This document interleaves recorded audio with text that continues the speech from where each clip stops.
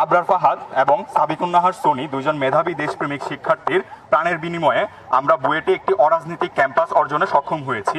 ছাত্র রাজনীতির যে ভয়াল রূপ তা শুধু প্রাণ কেড়ে নেয় নিয়ে ক্ষান্ত হয়নি, বরং অনেক মেধাবী শিক্ষার্থীর শিক্ষা জীবন এবং ক্যারিয়ার ধ্বংস করে দিয়েছে।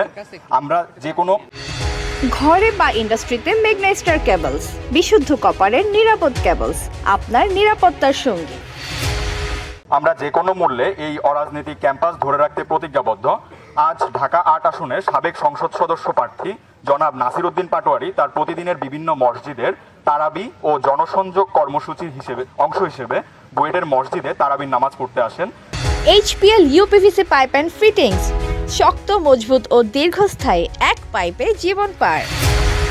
যেহেতু মসজিদ সবার জন্য উন্মুক্ত, তাই যে কেউ সেখানে নামাজের অধিকার রাখেন। কিন্তু নামাজ শেষে সাবেক সংসদ সদস্য পদপ্রার্থী নাসির উদ্দিন পাটোয়ারির সাথে রাজনৈতিক স্লোগানে বুয়েটকে অরাজনৈতিক ক্যাম্পাসে বজায় রাখতে আমাদের যে অঙ্গীকার তার পরিপন্থী।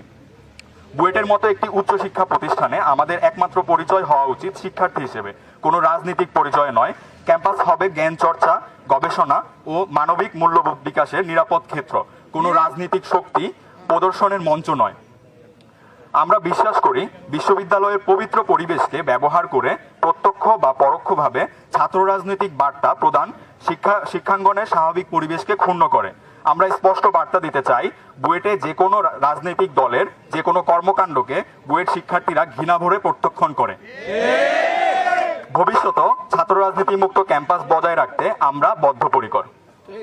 ধন্যবাদ। আমাদের প্রেস ব্রিফিং শেষ হচ্ছে।